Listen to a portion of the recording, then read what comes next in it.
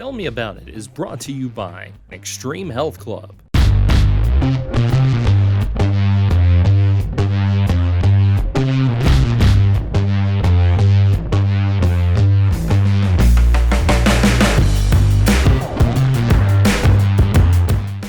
Welcome to Tell Me About It. I'm James Brown, usually here with Trevent Hayes. We're on Glasgow EPB Channel 6, a local channel. You can catch the show every Thursday at 6 p.m. You can also catch the show on 104thescore.com and kysports.tv. I think they changed the name of that thing. I don't remember. Maybe it's just KY Sports TV something now. Sorry. Maybe I should have asked ahead of time. Trevent had to do his day job today, so he's not able to get in here and record the show with us. So I'm going to talk to you a little bit about some high school basketball. I'll talk to you about some high school swimming as well. As a matter of fact, let's start with the swimming. The Region 2 swim and dive championships were last Friday and Saturday at Bowling Green High School. Pretty impressive swimming pool at a high school, let me just tell you. I know they've kind of always had a swimming pool at their high school. They used to have it out there in that thing that looked like a greenhouse. But when they built the new school or redid this school, some of it's new and some of it's pre-existing school building. You know, they kind of redid the pool and it's really nice. But we had a pretty good showing from some of our swimmers, especially Grant Harper in the 200 individual medley. He, on Friday, he broke the school record in that event and in his heat. And then he came back Saturday and broke his own then school record and finished second in that event. Silver medalist, I guess. I don't know if they hand out the medals at that point. But anyway, that also gets him to the state swim meet. I didn't look at the dates. That's coming up. And good time for him overall. He's just a junior. And he was a junior. Colin Neitzel is a junior. Colin. Yes, that's right. So anyway, he's a junior, you know, there were no seniors on the Berrien County swim team. None of the others qualified for state. They had some pretty decent finishes overall at the regional meet. And then, of course, Glasgow also had swimmers at that same meet. Swimming's not classified, so everybody in the region, it's sort of like basketball. They all just get together and compete against each other. School size does not matter. And I don't think Glasgow really had any seniors. I don't think they had any seniors competing in that meet. I think maybe they had 18 total swimmers in the meet. Barron had somewhere like 13 or 14. So anyway, you know, hopefully it's a future bright for our local swimmers. Certainly bright for Grant. He's going to go and do the state swim meet. I don't know when I got ready to record the show, I had not seen the qualifying times for the state swim meet, so I'm not sure where his time stands up in that 200 individual medley. So, you know, we'll see. We'll have something on the score. It's probably up there by the time you are watching this right now, as a matter of fact. So let's trip over to some boys basketball real quick in this particular segment. The 15th District boys basketball took a little bit of a turn on Monday night because it looked like Berrien County was clearly going to have the, you know, number one seed sewn up. All they had to do was beat Allen County, which had only won 2 games, period. None in the 4th region, hadn't really been too close in any of their district games. But Berrien County had one of the roughest fourth quarters I've ever seen. They were up 42-39 going into the fourth quarter. They were playing in Scottsville on the Patriots' home court, and they scored 1 point. I mean, they couldn't hit anything. I mean, layups. They were 1 of 4 at the foul line. I don't know exactly what their three-point shooting was. For a team that, for the most part this season, has shot the ball exceptionally well, they've been a little bit of a struggle since the snow/ice storm, sub-zero temperatures froze out a week of high school games. And they've been trying to make them up. That got them out of a rhythm offensively. And it all culminated in Monday night where they just struggled. And meanwhile, the Patriots, I mean, they couldn't miss. They were hitting shots that were not good shots. They were going in, they were throwing things up at the rim, and they were bouncing off the backboard, hitting the rim a couple of times and going in. So it was just it was everything. It was a snowstorm, so to speak, of that night for the Trojans. So that kind of made the Barron's still the 1 seed because they're 4-2. Warren East is 4-2. Barron's swept East during the regular season, so they're the 1 seed. Warren East is the 2 seed. What now, though, is kind of interesting is that Allen and Glasgow play on Friday night. And if the Scotties win, then they're going to be the 3 seed. They'll play East in the first round in a couple of weeks, a little over a couple of weeks over at Allen County.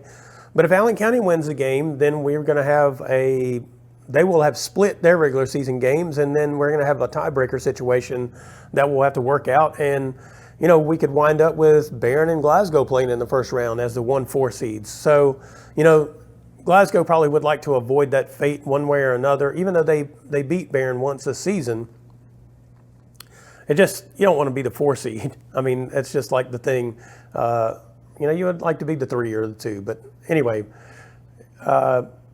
it's made life a little more interesting than we thought it was going to be this week. And also, when Glasgow plays Allen County, it's going to be homecoming for the Scotties, and they're going to be inducting their new class of Hall of Famers at Glasgow High School, Athletic Hall of Famers at Glasgow High School. So it's going to be a busy Friday night at Glasgow High School, so you might want to check that out too.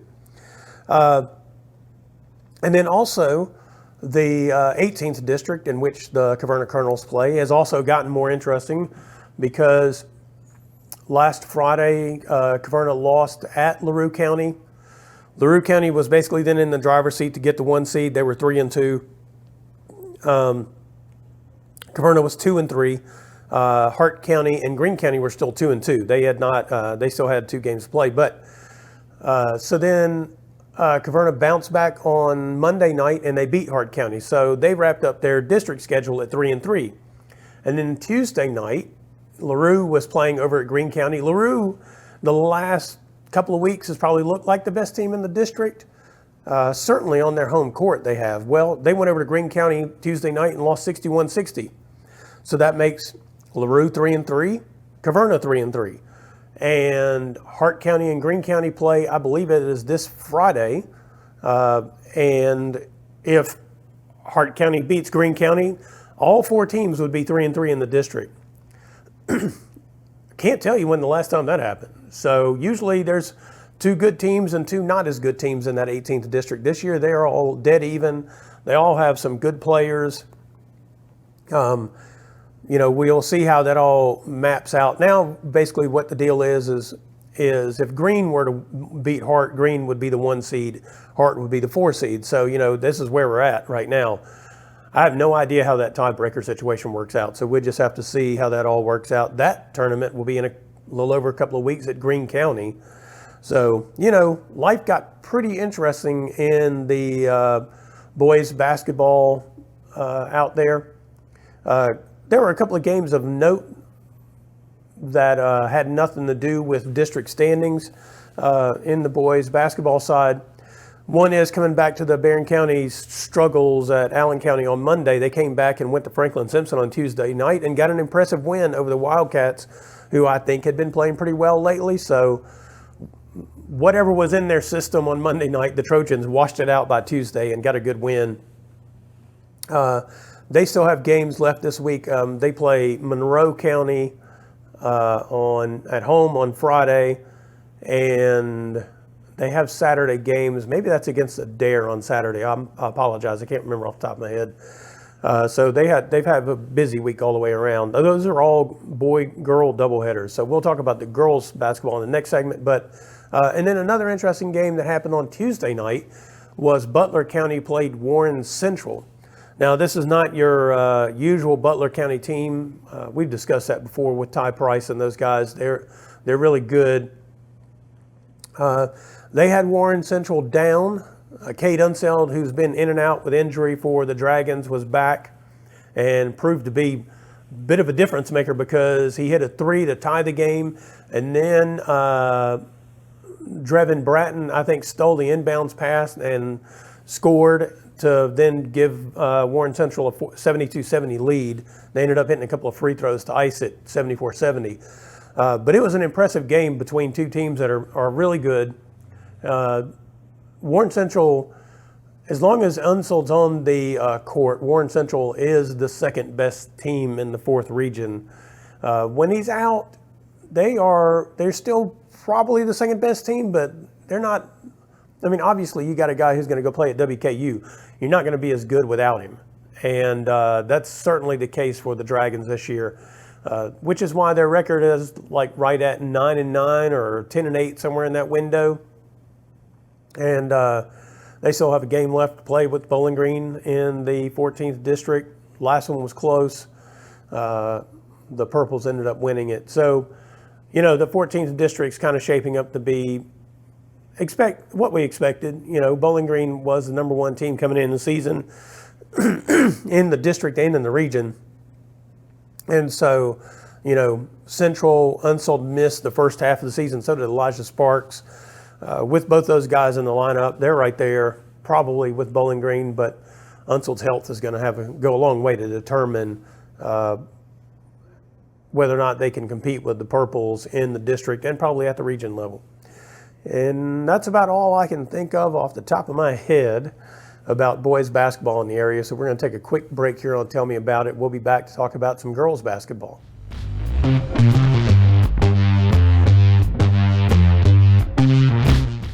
Extreme Fitness has doubled in size, now with over 8,000 square feet of co-ed weights and an upgraded 90-degree saline therapy pool.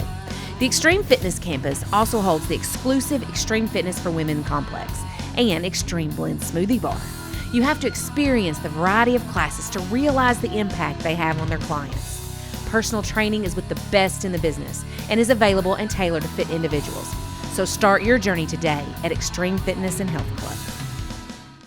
Introducing the Glasgow EPB customer payment portal and mobile app. With our new sleek and user-friendly payment portal, managing your Glasgow EPB services has never been easier. And if you need to make a payment on the go, our new mobile app lets you pay your bills with just a few taps. The Glasgow EPB customer payment portal and mobile app, because managing your Glasgow EPB services should be as simple as flipping a switch. Visit glasgowepb.com/billpay today to sign up and download the app.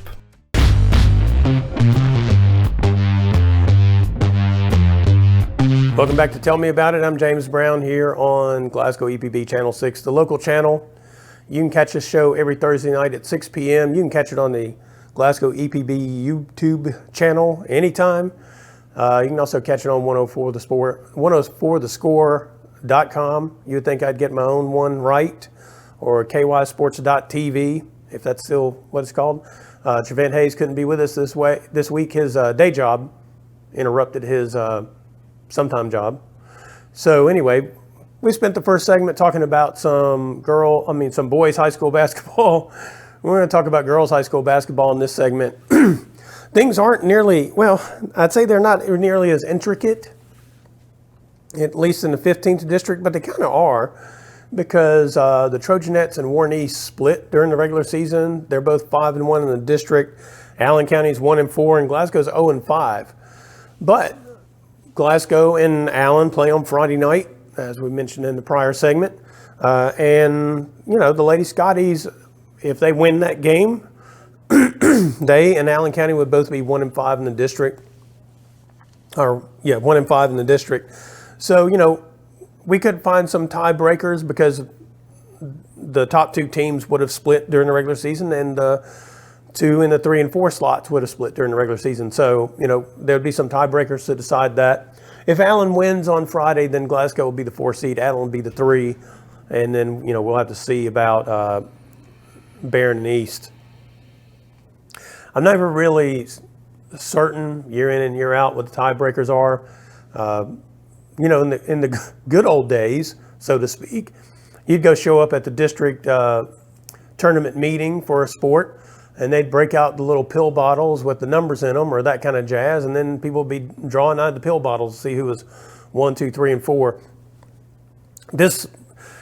in some sports, in some districts, like the 15th district in baseball used to be, basically the regular season didn't matter. They just played each other, and then they went and drew to see who was playing each other in the tournament. I always thought that was, I'm like, okay, well, why did we play these games? I mean, what was the point? All right. So I used to find that pretty amusing. And some basketball districts are like that still. I don't know which district number it is, but it's the one with Augusta and Mason County, Bracken County, and not sure who else is in that district. That may be Menifee in that district. But anyway, they played, they just drew names to see who played each other in the district tournament. And until this year, I read the other day, they voted to start next year to seed the tournament.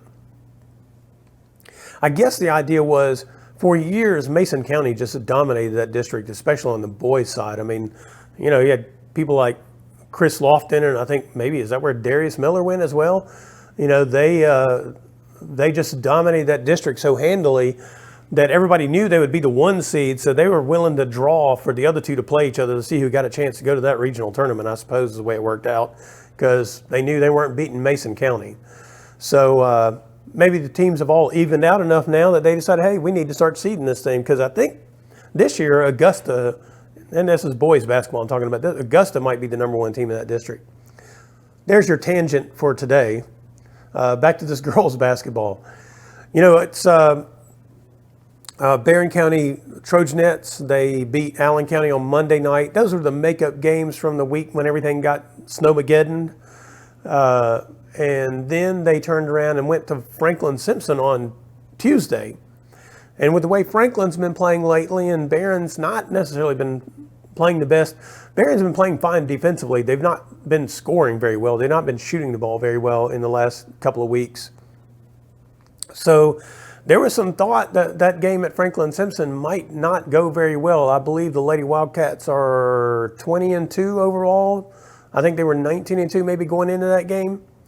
So they had not lost a game against a regional opponent all year, and for the most part, they had beaten them all 20 or so points. I mean, they beat Bowling Green by 18 earlier in the season. There was a rightful fear that the Trojanettes would go over there, considering how they had been shooting the ball, how Franklin Simpson had been playing, that it might not be pretty. But actually, Barron County played pretty well against Franklin Simpson. They played the best of anybody in the 4th region so far against the Lady Wildcats. So I think there was some encouragement coming out of that. I'd also mention that on January 23rd, I think it was, Piper Lindsay got her 200th win at Barron County. And she's just about 3 or 4 wins away from getting her 300th as a head coach. That includes stops at Harrison County, the aforementioned Mason County, and now at Barron County. So outstanding run for her as a coach overall. If I look back, I think she's only had 2 losing seasons as a head coach. The first year at Mason County and the first year at Barron. So, she's doing a really good job as a head coach. And that was an encouraging game against Franklin Simpson on Tuesday night. Last week, the Lady Scotties put together back-to-back wins. They'd beaten Caverna, and then they also beat Clinton County last Thursday, a week ago. They went over to Monroe on Tuesday night. They got into a big hole. They came back in the game. They just never could get the shots to fully close the gap. I mean, they just got off to a rough start against the Lady Falcons, and they never really bounced back from that. And like I said, they play Allen County on Friday. I think it'd be an interesting game. They had been playing better outside of really the first quarter at Monroe County. They played pretty well in their last 11 quarters of basketball. I'd say the Lady Patriots are kind of having a disappointing season versus what they thought they might have. I don't know if it's been injuries or exactly what. Avery Morris is really good, so she's making up a lot of ground for them. Meanwhile, the Lady Scotties are in their 2-win run, and Kylie Green had a good stretch there, and Addie Slagle still played pretty well overall. And then for the Trojanettes, they got Katie Murphy back. Right now she's probably more of a facilitator and spot up shooter, 3-point shooter for them, which they needed both of those things. They obviously needed that ball handling that she brings back with her. She's returning from a knee injury. Whenever she got hurt last summer, there was the thought there was very little chance she'd play this year on the basketball court. So it's good to see her out there. And, she still has a couple of weeks to kind of continue to get her skills back into shape, and probably her just basketball conditioning back into shape, and get accustomed to playing with the knee brace and that kind of thing. So, she's brought some positive energy definitely to the program. And, when you look over at the 18th district on the girls' side, I think Greene County's the 1 seed, Caverna's the 4 seed. Hart and LaRue will play each other in that 2-3 slot. And to be honest with you, Greene County's the only good team in that particular district. Now, Hart County has Dia Bradley, which makes up a lot of ground. She got her 3,000th point during the game against Caverna last week. And so, Monday night. So, she makes up a lot of ground. She's a hard player to deal with. She can make every game competitive. But Greene County just has the better team than anybody at the moment. And LaRue and Caverna are really, really struggling, to be honest with you. They're having kind of rough seasons. So, at 18th district, I'm not saying it's a lock that Greene and Hart will, be the two teams that come out of that district. But based on the way things look right now, I'd say that's a great possibility. There were no really other games that kind of stood out to me last week. Bowling Green's playing all right at the moment. Like I said, I think Warren East is still playing pretty well. I think they're 20-2. They may be 21-2 now. So, it's kind of clear in the 4th region on the girls' side that there are 4 teams. Franklin Simpson's the best. And then Barron East and Bowling Green are kind of the next 3. I don't know which one's the best out of that. Of course, Barron had lost to Bowling Green as well. So, maybe you pick Bowling Green second right now, but, East is playing really well. So anyway, they're kind of 4 teams in the 4th region. And then you got some others out there like Metcalfe County that has played well at times. And, maybe Russell County or somebody like that. That might surprise us. But, yeah, it's kind of a 4-horse race at the moment. Before we get out of this segment, I'm going to transition a little bit away from girls basketball and to the Super Bowl. I really wanted to see the Ravens and the Lions in the Super Bowl, but, didn't work out that way. So we got the 49ers and the Chiefs. The Chiefs are always there. And, if you're somebody who likes to gamble, that's not me. I guess you have to put your money on the Chiefs. Because first of all, they have Patrick Mahomes. And I don't know that you are going to get – their defense is playing extremely well. Their running game is going well with Isaiah Pacheco. And, they have to be the favorites. And you just can't bet against them. I don't guess you can't really pick against them. Although, I will say this. I really think Christian McCaffrey could have a huge impact on this game because he's running the ball well. And Kyle Shanahan just is a guy who can design things that really gets his guys in the position to make plays. I would say this, though. Brock Purdy's got to play better in the first half than he has his last couple of games. He can't wait until the second half to start playing football because it'll be over with by then. If the Chiefs score first, their defense is good enough, and that's basically what they've been riding on. Get the lead, and then they can clamp down on the opponent. So, and the 49ers have played their last 2 playoff games from behind, having to come back and win them both. And that's a much taller order, I think, against the Chiefs than their prior 2 opponents. So, you know, I'd like to see the 49ers win.